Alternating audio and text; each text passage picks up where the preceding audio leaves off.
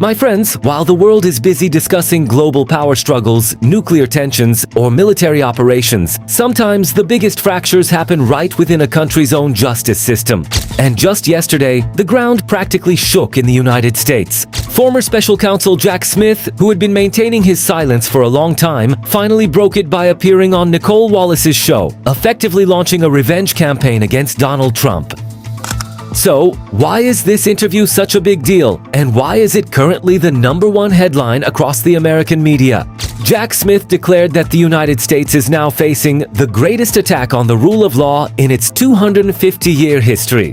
This is a man who has spent his 30-year career working under both Republican and Democratic administrations.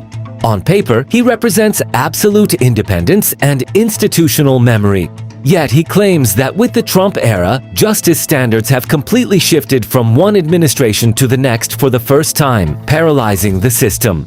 To grasp the root of this story and the logic behind Jack Smith's anger, we need to rewind a little bit. In legal systems, there is a concept known as the presumption of regularity. It means courts operate under the assumption that prosecutors act based on objective facts and the law, not political motives. Jack Smith emphasizes exactly this. "I'm a facts guy. In a courtroom, that's all that matters," he says. However, at the point we've reached today, even federal judges are openly writing in their opinions that they no longer trust Department of Justice prosecutors. In Smith's words, the institutional trust built over generations was completely wiped out in a matter of days. Of course, this isn't just an abstract legal debate. There is a massive purge and power struggle happening on the ground. Smith provides a very concrete example in his interview: the ousting of Brian Driscoll, a legendary FBI counterintelligence and counterterrorism expert, who was let go simply for standing up for his agents against political pressure. Think about it. Getting rid of prominent figures who have become institutional brands, decorated with medals of valor for fighting the mob, clearly shows how these institutions are being hollowed out from within. Smith poses the ultimate question. When you fire people like that, do you honestly believe the country is just as safe? Then there is the dimension of personal vendettas and the climate of fear, which feels straight out of a political thriller. Jack Smith notes that after resigning as special counsel, Trump directly threatened to throw him in prison. In response, the man sets up a legal defense for himself by retaining Covington & Burling, one of the top law firms in the country. And brace yourselves, the moment this becomes public, the Trump regime immediately targets the law firm to block Smith from having counsel and to completely isolate him.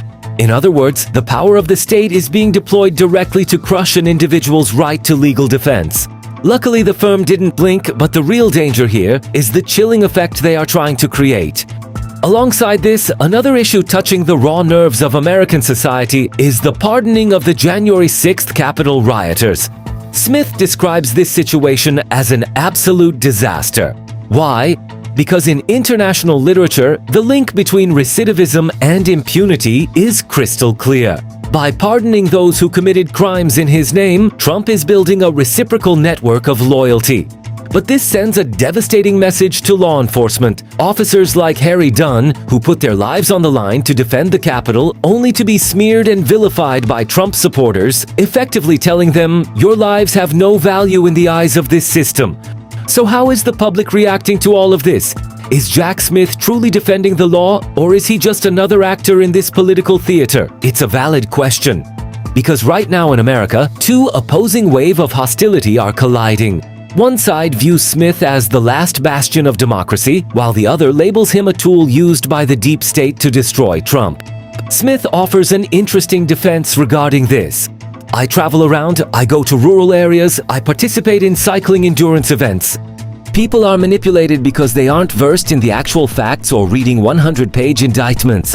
Our problem is that we fail to communicate the facts through the right, modern channels." Coming to the grand finale, my friends, Nicole Wallace hits Smith with the most critical question at the end of the interview. Do you expect to be indicted or jailed by Trump? Smith's answer is ironclad. "I did my job the right way. I can't spend my days worrying about his threats. I'm not worried about my situation. I am worried about the future of this country's institutions." Looking at where we stand today, we must accept one stark reality. The fairy tale of an unbiased justice system in America is officially dead. We have entered a new era where whoever holds power uses the judiciary as a weapon, institutions are hollowed out, and both sides dictate their own version of justice. The gloves are completely off, and no matter who wins this fight, the damage dealt to American democracy will not heal for a very long time.